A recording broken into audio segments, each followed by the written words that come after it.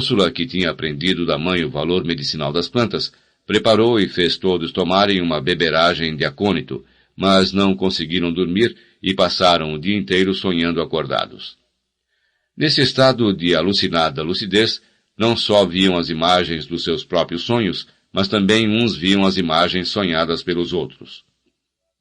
Era como se a casa se tivesse enchido de visitas. Sentada na cadeira de balanço num canto da cozinha, Rebecca sonhou que um homem muito parecido com ela, vestido de linho branco e com o colarinho da camisa fechado por um botão de ouro, trazia-lhe um ramo de rosas.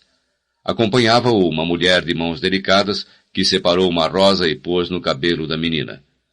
Úrsula entendeu que o homem e a mulher eram os pais de Rebecca, mas ainda que fizesse um grande esforço para reconhecê-los, confirmou-se a certeza de que nunca os havia visto. Enquanto isso, por um descuido que José Arcádio Buendia não se perdoou nunca, os animaizinhos de caramelo fabricados em casa continuavam sendo vendidos no povoado. Crianças e adultos chupavam encantados os deliciosos galinhos verdes da insônia, os refinados peixes rosados da insônia e os ternos cavalinhos amarelos da insônia, de modo que a alvorada de segunda-feira surpreendeu todo o povoado de pé.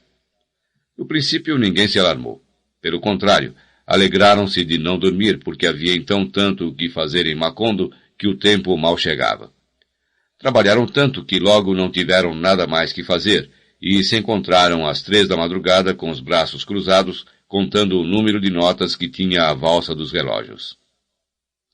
Os que queriam dormir não por cansaço, mas por saudade dos sonhos, recorreram a toda espécie de métodos de esgotamento. Reuniam-se para conversar sem trégua, repetindo durante horas e horas as mesmas piadas, complicando até os limites da exasperação a história do galo capão, que era um jogo infinito, em que o narrador perguntava se queriam que lhes contasse a história do galo capão, e quando respondiam que sim, o narrador dizia que não tinha pedido que dissessem que sim, mas se queriam que lhes contasse a história do galo capão, e quando respondiam que não, o narrador dizia que não lhes tinha pedido que dissessem que não, mas se queriam que lhes contasse a história do galo capão. E quando ficavam calados, o narrador dizia que não lhes tinha pedido que ficassem calados, mas se queriam que lhes contasse a história do galo capão. E ninguém podia ir embora, porque o narrador dizia que não lhes tinha pedido que fossem embora, mas se queriam que lhes contasse a história do galo capão.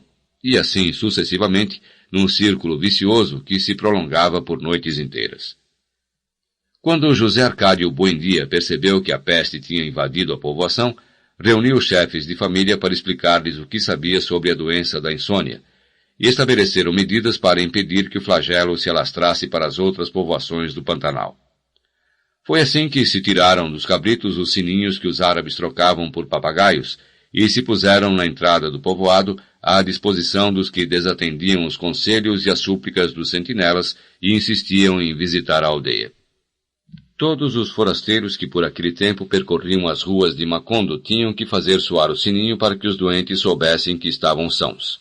Não se lhes permitia comer nem beber nada durante a sua estada, pois não havia dúvidas de que a doença só se transmitia pela boca, e todas as coisas de comer e de beber estavam contaminadas pela insônia.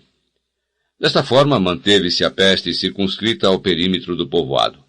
Tão eficaz foi a quarentena, que chegou o dia em que a situação de emergência passou a ser encarada como coisa natural, e se organizou a vida de tal maneira que o trabalho retomou seu ritmo e ninguém voltou a se preocupar com o inútil costume de dormir. Foi Aureliano quem concebeu a fórmula que havia de defendê-los durante vários meses das evasões da memória. Descobriu-a por acaso. Insone, experimentado por ter sido um dos primeiros, tinha aprendido com perfeição a arte da olivesaria. Um dia estava procurando a pequena bigorna que utilizava para laminar os metais e não se lembrou do seu nome. Seu pai lhe disse: Taz. Aureliano escreveu o nome num papel que pregou com cola na base da bigorninha. Taz. Assim ficou certo de não esquecê-lo no futuro. Não lhe ocorreu que fosse aquela a primeira manifestação do esquecimento, porque o objeto tinha um nome difícil de lembrar. Mas poucos dias depois, descobriu que tinha dificuldade de se lembrar de quase todas as coisas do laboratório. Então marcou-as com o nome respectivo, de modo que bastava ler a inscrição para identificá-las. Quando seu pai lhe comunicou o seu pavor por ter se esquecido até dos fatos mais impressionantes da sua infância, Aureliano lhe explicou o seu método, e José Arcádio Buendia o pôs em prática para toda a casa e mais tarde o impôs a todo o povoado. Com um pincel cheio de tinta, marcou cada coisa com seu nome: mesa, cadeira, relógio, porta, parede, cama, panela. Foi ao curral e marcou os animais e as plantas: vaca, cabrito, porco, galinha, aipim, taioba, bananeira. Pouco a pouco, estudando as infinitas possibilidades do esquecimento, percebeu que podia chegar um dia em que se reconhecessem as coisas pelas suas inscrições, mas não se recordasse a sua utilidade. Então foi mais explícito. O letreiro que pendurou no cachaço da vaca era uma amostra exemplar da forma pela qual os habitantes de Macondo estavam dispostos a lutar contra o esquecimento. Esta é a vaca. Tem-se que ordenhá-la todas as manhãs para que produza o leite, e o leite é preciso ferver para misturá-lo com o café e fazer café com leite. Assim continuaram vivendo numa realidade escorregadia, momentaneamente capturada pelas palavras, mas que haveria de fugir sem remédio quando esquecessem os valores da letra escrita.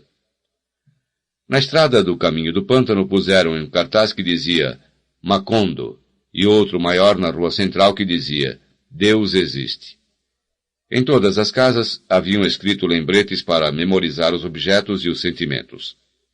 Mas o sistema exigia tanta vigilância e tanta fortaleza moral que muitos sucumbiram ao feitiço de uma realidade imaginária, inventada por eles mesmos, que acabava por ser menos prática, porém mais reconfortante.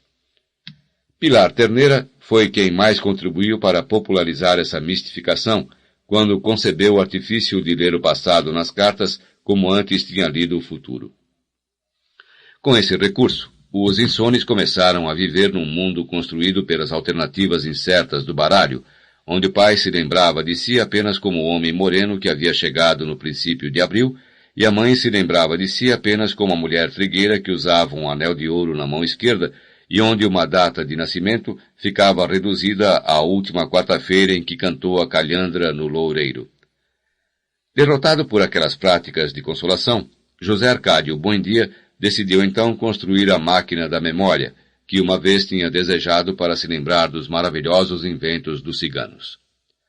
A geringonça se fundamentava na possibilidade de repassar todas as manhãs e, do princípio ao fim, a totalidade dos conhecimentos adquiridos na vida. Imaginava-o como um dicionário giratório que um indivíduo situado no eixo pudesse controlar com uma manivela, de modo que em poucas horas passassem diante dos seus olhos as noções mais necessárias para viver. Tinha conseguido escrever já cerca de 14.000 fichas, quando apareceu pelo caminho do pântano um ancião mal ajambrado com o sininho triste dos que dormem, carregando uma mala barriguda amarrada com cordas e um carrinho coberto de trapos negros. Foi diretamente à casa de José Arcádio Buendia. Visitación não o reconheceu ao abrir-lhe a porta e pensou que tinha o propósito de vender alguma coisa, ignorante de que nada se podia vender num povoado que se afundava sem remédio no atoleiro do esquecimento. Era um homem decrépito. Embora sua voz estivesse também oscilante pela incerteza e as suas mãos parecessem duvidar da existência das coisas, era evidente que vinha do mundo onde os homens ainda podiam dormir e recordar. José Arcádio Buendia encontrou-o sentado na sala, abanando-se com um remendado chapéu negro, enquanto lia com atenção compassiva os letreiros pregados na parede. Cumprimentou-o com amplas demonstrações de afeto, temendo tê-lo conhecido em outra época e agora não se lembrar mais dele. Mas o visitante percebeu a falsidade, sentiu-se esquecido, não com o esquecimento remediável do coração, mas com outro esquecimento mais cruel e irrevogável que ele conhecia muito bem, porque era o esquecimento da morte. Então entendeu. Abriu a mala entupida de objetos indecifráveis e dentre eles tirou uma maleta com muitos frascos. Deu para beber a José Arcádio Buendia uma substância de cor suave, e a luz se fez na sua memória. Seus olhos se umedeceram de pranto, antes de ver-se a si mesmo numa sala absurda, onde os objetos estavam marcados, e antes de envergonhar-se das solenes bobagens escritas nas paredes, e ainda antes de reconhecer o recém-chegado numa deslumbrante explosão de alegria. Era Melquíades. Enquanto Macondo festejava a reconquista das lembranças, José Arcádio Buendia e Melquíades sacudiram a poeira da velha amizade. O cigano estava disposto a ficar no povoado. Tinha estado à morte realmente, mas tinha voltado porque não pôde suportar a solidão. Repudiado pela sua tribo, desprovido de toda a faculdade sobrenatural como castigo pela sua fidelidade à vida, decidiu-se refugiar naquele cantinho do mundo ainda não descoberto pela morte, dedicado à exploração de um laboratório de daguerreotipia. José Arcádio Buendia nunca tinha ouvido falar desse invento, mas quando se viu a si mesmo e a toda a sua família plasmados numa idade eterna sobre uma lâmina de metal com reflexos, ficou mudo de espanto. Dessa época data o oxidado daguerreótipo em que apareceu José Arcádio Buendia com o cabelo arrepiado e cinzento, o engomado colarinho da camisa fechado por um botão de cobre e uma expressão de solenidade assombrada, e que Úrsula descrevia morta de rir como um general assustado. Na verdade, José Arcádio Buendia estava assustado na diáfana manhã de dezembro em que lhe fizeram o daguerreótipo, porque pensava que a pessoa se ia gastando pouco a pouco à medida que a sua imagem passava para as placas metálicas. Por uma curiosa inversão do costume, foi Úrsula que lhe tirou aquela ideia da cabeça, assim como foi também ela quem esqueceu as antigas mágoas e decidiu que Melquíades ficaria vivendo na casa deles, embora nunca permitisse que lhe fizessem um daguerreótipo, porque, segundo as suas próprias palavras textuais, não queria ficar para a chacota dos netos. Naquela manhã, vestiu as crianças com as suas melhores roupas, empurrou-lhes a cara e deu uma colherada de xarope de tutano a cada um, para que pudessem permanecer absolutamente imóveis durante quase 2 minutos diante da aparatosa câmara de Melquíades. No daguerreótipo familiar, o único que sempre existiu, Aureliano apareceu vestido de veludo negro entre Amaranta e Rebeca. Tinha a mesma languidez e o mesmo olhar clarividente que haveria de ter anos mais tarde diante do pelotão de fuzilamento. Mas ainda não havia sentido a premonição do seu destino. Era um ourives experimentado, estimado em todo o Pantanal pelo preciosismo do seu trabalho. Na oficina que compartilhava com o disparatado laboratório de Melquíades, mal se ouvia ele respirar. Parecia refugiado em outro tempo, enquanto seu pai e o cigano interpretavam aos gritos as predições de Nostradamus, entre um estrépito de frascos e cubas e o desastre dos ácidos derramados e o brometo de prata perdido pelas cotoveladas e tropeções que davam a cada instante. Aquela consagração ao trabalho e o bom senso com que administrava os seus interesses haviam permitido a Aureliano ganhar em pouco tempo mais dinheiro que Úrsula com a sua deliciosa fauna de caramelo, mas todo mundo estranhava que fosse já um homem feito e não se tivesse notícia de nenhuma mulher na sua vida. Na verdade, não tinha tido. Meses depois, voltou Francisco, o homem, um ancião errante de quase 200 anos, que passava com frequência por Macondo, divulgando as canções compostas por ele mesmo.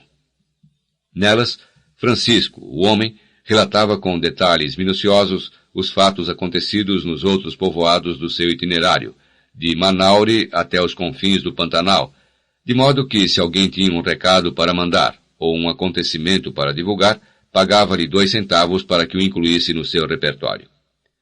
Foi assim que Úrsula ficou sabendo da morte de sua mãe, por puro acaso, numa noite em que escutava as canções com a esperança de que dissessem algo sobre o seu filho José Arcádio. Francisco, o homem, assim chamado porque venceu o diabo num desafio de improvisação de cantos, e cujo verdadeiro nome ninguém soube, desapareceu de Macondo durante a peste da insônia, e certa noite reapareceu sem aviso na taberna de Catarino.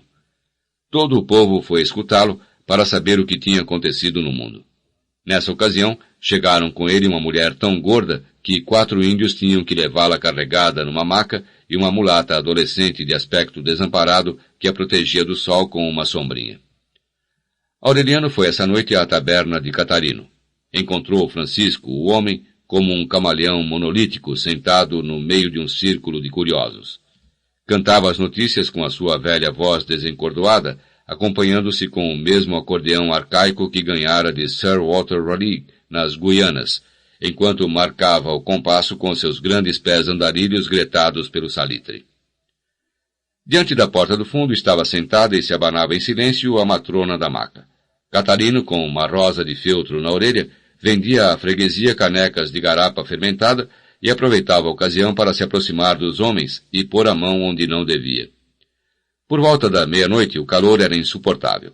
Aureliano escutou as notícias até o fim, sem encontrar nenhuma que interessasse à sua família. Dispunha-se a voltar para casa quando a matrona lhe fez um sinal com a mão. Entre você também, disse a ele. Custa só 20 centavos. Aureliano jogou uma moeda no cofre que a matrona tinha nas pernas e entrou no quarto sem saber para quê. A mulata adolescente, com as suas tetazinhas de cadela, estava nua na cama. Antes de Aureliano, nessa noite, 63 homens tinham passado pelo quarto. De tanto ser usado e amassado com suores e suspiros, o ar da peça começava a se transformar em lodo. A moça tirou o lençol ensopado e pediu a Aureliano que o segurasse por um lado. Pesava como uma marquise. Espremeram-no, torcendo-o pelos extremos, até que voltou ao seu peso natural. Viraram a esteira e o suor saía pelo outro lado. Aureliano ansiava porque essa operação não terminasse nunca. Conhecia a mecânica teórica do amor, mas não podia aguentar-se em pé por causa da fraqueza dos seus joelhos, e ainda que tivesse a pele arrepiada e ardente, não podia suportar a urgência de expulsar o peso das tripas.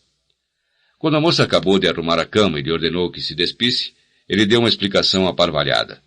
Me fizeram entrar, me disseram para jogar 20 centavos no cofre e não demorar. A moça entendeu a sua atrapalhação. Se você jogar outros 20 centavos na saída, pode demorar um pouco mais, disse suavemente. Aureliano se despiu atormentado pelo pudor, sem poder afastar a ideia de que a sua nudez não resistia à comparação com a de seu irmão. Apesar dos esforços da moça, sentiu-se cada vez mais indiferente e terrivelmente sozinho. Vou jogar outros 20 centavos, disse com voz desolada. A moça lhe agradeceu em silêncio. Tinha as costas em carne viva, tinha a pele colada nas costelas e a respiração alterada por um esgotamento insondável. 2 anos antes, muito longe dali, havia adormecido sem apagar a vela e tinha acordado rodeada pelo fogo. A casa onde vivia com a avó que a havia criado ficou reduzida a cinzas. Desde então, a avó a levava de povoado em povoado, deitando-a por 20 centavos para pagar o valor da casa incendiada. Pelos cálculos da moça, ainda lhe faltavam uns 10 anos de 70 homens por noite, porque tinha a pagar, além do mais, os gastos de viagem e alimentação das duas, e o ordenado dos índios que carregavam a maca. Quando a matrona bateu na porta pela segunda vez, Aureliano saiu do quarto sem ter feito nada, aturdido pela vontade de chorar. Essa noite não pôde dormir, pensando na moça com uma mistura de desejo e comiseração. Sentia uma necessidade irresistível de amá-la e protegê-la. Ao amanhecer, extenuado pela insônia e pela febre, tomou a serena decisão de se casar com ela para libertá-la do despotismo da avó e desfrutar todas as noites da satisfação que ela dava a 70 homens. Mas, às 10 da manhã, quando chegou à taberna de Catarino, a moça já tinha ido embora do povoado. O tempo aplacou seu propósito deslumbrado, mas agravou o seu sentimento de frustração. Refugiou-se no trabalho, resignou-se a ser um homem sem mulher a vida inteira para esconder a vergonha da sua inutilidade. Enquanto isso, Melquíades acabou de plasmar nas suas placas tudo o que era plasmável em Macondo e abandonou o laboratório de daguerreotipia aos delírios de José Arcádio Buendia, que tinha resolvido utilizá-lo para obter a prova científica da existência de Deus. Mediante um complicado processo de exposições superpostas tomadas em lugares diferentes da casa, estava certo de fazer mais cedo ou mais tarde o daguerreótipo de Deus, se existisse, ou acabar de uma vez por todas com a suposição da sua existência. Melquíades aprofundou-se nas interpretações de Nostradamus. Ficava até muito tarde sufocando-se dentro do seu desbotado casaco de veludo, traçando garranchos em papéis com as suas minúsculas mãos de pardal, cujos anéis tinham perdido o brilho da outra época. Certa noite, acreditou encontrar uma predição sobre o futuro de Macondo. Seria uma cidade luminosa com grandes casas de vidro, onde não havia nem rastro da estirpe dos Buendia. É engano, trovejou José Arcádio Buendia. Não serão casas de vidro, mas de gelo, como eu sempre sonhei, e sempre haverá um Buendia pelos séculos dos séculos. Naquela casa extravagante, Úrsula lutava para preservar o bom senso, tendo ampliado o negócio de animaizinhos de bala com um forno que produzia durante toda a noite cestos e cestos de pão e uma prodigiosa variedade de pudins, suspiros e biscoitinhos, que se esfumavam em poucas horas pelas veredas do Pantanal. Havia atingido uma idade em que tinha direito a descansar, mas era cada vez mais ativa.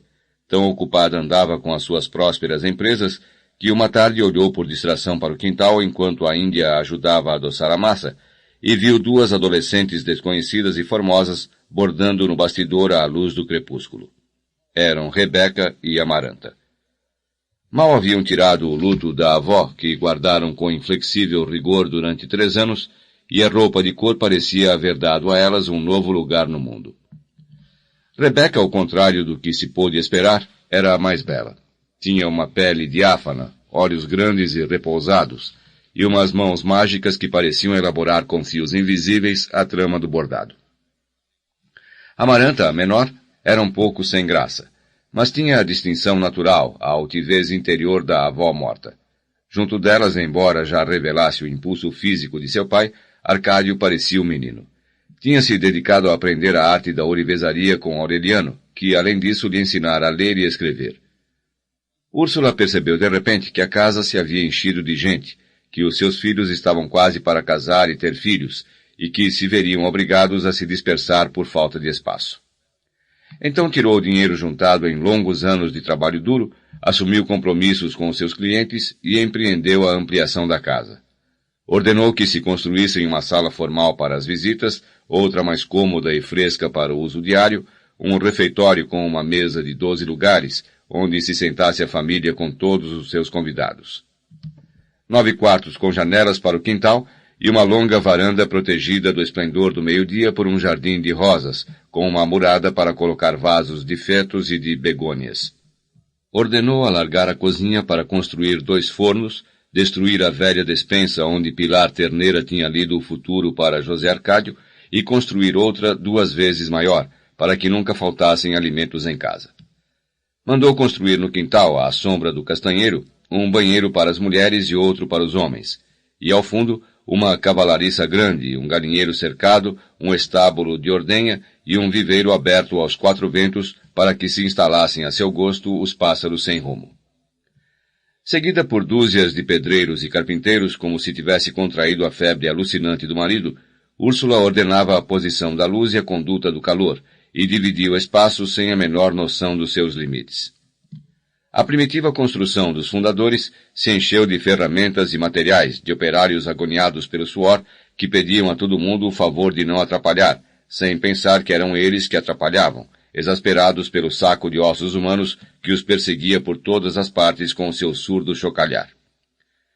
Naquele ambiente incômodo, todos respirando cal viva e melados de alcatrão, ninguém entendeu muito bem como foi surgindo das entranhas da terra não só a maior casa que jamais haveria no povoado, como também a mais hospitaleira e fresca que jamais houvera no âmbito do Pantanal.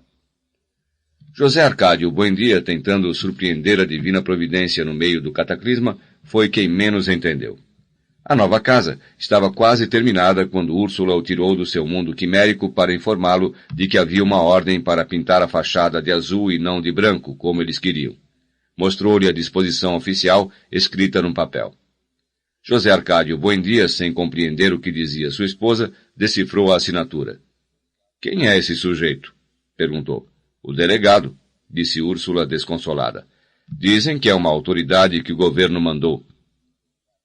O senhor Apolinar Moscote, o delegado, tinha chegado a Macondo na surdina. Baixou no hotel do Jacó, instalado por um dos primeiros árabes que chegaram mascateando bugigangas por papagaios, e no dia seguinte alugou um quartinho com porta para a rua a 2 quadras da casa dos Buendia. Pôs uma mesa e uma cadeira que comprou de Jacó, pregou na parede um escudo da República que tinha trazido consigo e pintou na porta o letreiro Delegacia. Sua primeira atitude foi ordenar que todas as casas se pintassem de azul para celebrar o aniversário da independência nacional. José Arcádio Buendia, com a cópia da ordem na mão, encontrou-o dormindo a sesta na rede que tinha pendurado no estreito escritório. — Foi o senhor que escreveu esse papel? — perguntou. O senhor Apolinar Moscote, um homem maduro, tímido, de compreensão sanguínea, respondeu que sim. Com que direito? Voltou a perguntar José Arcádio Buendia. O senhor Apolinar Moscote procurou um papel na gaveta da mesa e mostrou. Fui nomeado delegado deste povoado. José Arcádio Buendia nem sequer olhou para a nomeação. Neste povoado não mandamos com papéis, disse sem perder a calma. E para que fique sabendo de uma vez, não precisamos de nenhum delegado, porque aqui não há nada para delegar. Diante da impavidez do senhor Apolinar Moscote, sempre sem levantar a voz, fez um pormenorizado relato de como haviam fundado a aldeia, de como tinham repartido a terra, aberto os caminhos e introduzido as melhoras que lhes fora exigindo a necessidade, sem ter incomodado governo nenhum e sem que ninguém os incomodasse. Somos tão pacíficos que nem sequer morremos de morte natural, disse. Veja que ainda não temos cemitério. Não estava magoado pelo governo não os haver ajudado, pelo contrário, alegrava-se de que até então os tivesse deixado crescer em paz e esperava que continuasse deixando, porque eles não tinham fundado um povoado para que o primeiro que chegasse lhes fosse dizer o que deviam fazer. O senhor Apolinar Moscote havia posto um paletó de linho branco como as suas calças, sem perder por um só momento a pureza dos seus gestos. De modo que, se o senhor quiser ficar aqui como outro cidadão comum e corrente, seja bem-vindo, concluiu José Arcádio Buendia. Mas se vem implantar a desordem, obrigando o povo a pintar as casas de azul, pode juntar os trapos e voltar para o lugar de onde veio, porque a minha casa vai ser branca como uma pomba. O senhor Apolinar Moscote ficou pálido, deu um passo atrás e apertou os maxilares para dizer com certa aflição. Quero adverti-lo de que estou armado. José Arcádio Buendia não pôde precisar em que momento lhe subiu às mãos a força juvenil com que derrubava um cavalo. Agarrou o senhor Apolinar Moscote pelo colarinho e levantou-o à altura dos olhos. Faço isto, disse a ele, porque prefiro carregá-lo vivo e não ter de continuar a carregá-lo morto pelo resto da minha vida. Assim o levou pelo meio da rua, suspenso pelo colarinho, até que o pôs sobre os seus 2 pés no caminho do pântano. Uma semana depois, estava de volta com 6 soldados descalços e esfarrapados, armados de espingardas, e um carro de boi onde viajavam sua mulher e suas 7 filhas. Mais tarde chegaram mais 2 carroças com os móveis, os baús e os utensílios domésticos. Instalou a família no hotel do Jacó, enquanto arranjava uma casa, e voltou a abrir o escritório protegido pelos soldados. Os fundadores de Macondo, resolvidos a expulsar os invasores, foram com os seus filhos mais velhos colocar-se à disposição de José Arcádio Buendia. Mas ele se opôs, conforme explicou, porque o senhor Apolinar Moscote tinha voltado com a mulher e as filhas, e não era coisa de homem envergonhar os outros diante da família. De modo que decidiu resolver a situação por bem. Aureliano o acompanhou. Já então tinha começado a cultivar o bigode negro de pontas engomadas e tinha a voz um pouco retumbante que haveria de caracterizá-lo na guerra. Desarmados, sem dar importância à guarda, entraram no escritório do delegado. O senhor Apolinar Moscote não perdeu a serenidade. Apresentou-os a 2 de suas filhas que se encontravam ali por acaso.